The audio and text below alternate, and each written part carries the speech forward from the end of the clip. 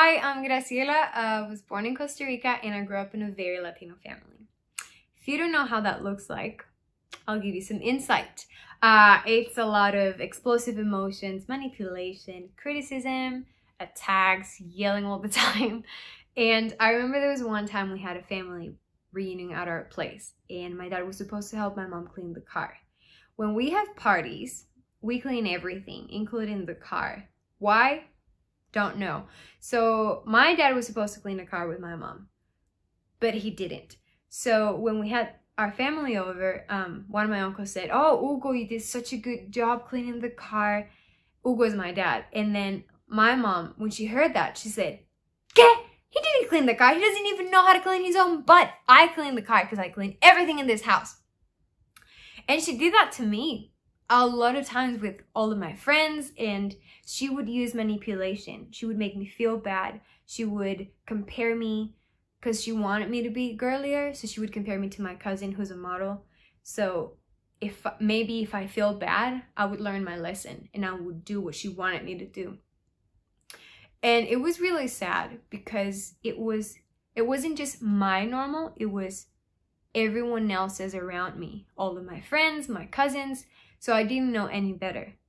And 3 years ago, when I met Isaac, I was a translator, and we met when he went to Costa Rica on his mission trip. And we developed a really good friendship. Then we started dating, and then we ended up going to the same Bible school. And it's really interesting how I knew those things weren't okay because they didn't feel okay, what my mom did to me, but I just didn't know any better. So I brought that to our relationship, and Isaac would point out the things and I started working on them, and then we got engaged, and then we got married, and I was like, sweet, I'll be free of all this crap because it's just gonna go away after we get married. And it didn't. So it was really disappointing to realize that that was still there, and it escalated. And in our honeymoon, it all came to the surface. It was a terrible honeymoon, and I'm sorry, Isaac. It was really painful. I would explode all the time. We were living in Costa Rica for a few months before moving here, and I was really mean to him. I would say, we'll just get divorced then. And I would say hurtful, very hurtful things to him. Then eventually we got my visa, we moved here, and I think moving here created an environment for the revelation that God was about to show me. Because I was still doing it when we moved here, but there was one day that God showed me that whenever I don't get things my way, whenever I feel powerless, whenever I clash with Isaac because he thinks differently, I tend to explode. And I don't think of what I say. I just say it. And then I think. And then I regret it. And I take all of those words back because I don't mean any word. And I had to get healing. And God showed me that the only way to change that was to address them with someone else that wasn't Isaac. I had to ask for help. And you seriously can't do it on your own. You can't do it alone. You need someone else to help you see it and to also carry you through it, because sometimes you can't do it yourself. And God has been teaching me how to journal so I don't explode to Isaac. So I can write down everything I'm feeling, and then I can go talk to him. So then no one gets hurt. And I process it and I feel free, and it's way better that way. And I remember one of the times that I was journaling, it was because I was complimenting Isaac. Okay, honestly, I was just fishing for compliments and getting some words from Isaac. And he didn't get it. So I remember the last time I did it, I said, "Isaac, wow, you are the hottest, most handsome man around. Like, seriously, wow." My best line, he said, "Thank you." It was so, like, the driest thank you. I was so offended because he was supposed to say it back.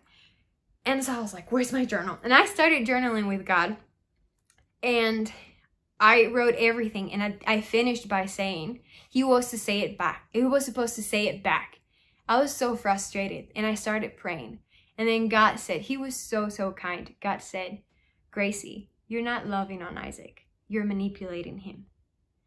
You're meant to love him the way you love me. And you don't worship me to get something from me. You don't love me so I can love you back. So why do you do that to him? He doesn't deserve to be manipulated. I had no idea I was trying to manipulate him. And it was really life-changing because I am more aware of those things now.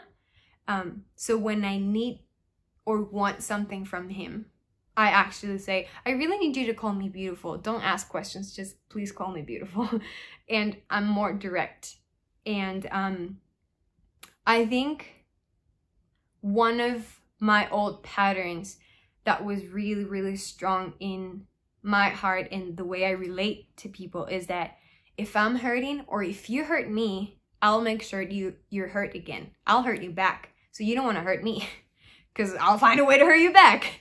And one of the times that Isaac doesn't hurt me on purpose. I know that. But it hurt. And that's all I knew. So I wanted to hurt him back. It felt like justice. It's revenge. But it felt fair. So I remember I went to God and I was like, I swear, I'm just gonna lose it. And I was processing with God. And he said, Gracie, if you hurt Isaac, you hurt yourself because you're one. You can't separate yourself from him. So at the end of the day, if you hurt him on purpose or it's just by accident, you hurt yourself. It hurts you at the end of the day. So it's not worth it. Don't risk your connection with him. Don't risk his heart for the feeling of, I got you back. Now you know how it feels. So I'm still Latina, very intense, very extreme sometimes, and still very fiery. And sometimes that's good, but I'm still learning, and I'm learning how to separate it and how to be fiery and to know when and how. And I think that's everyone's process, but you have to be open for God to tell you where you have to change and what you have to work on.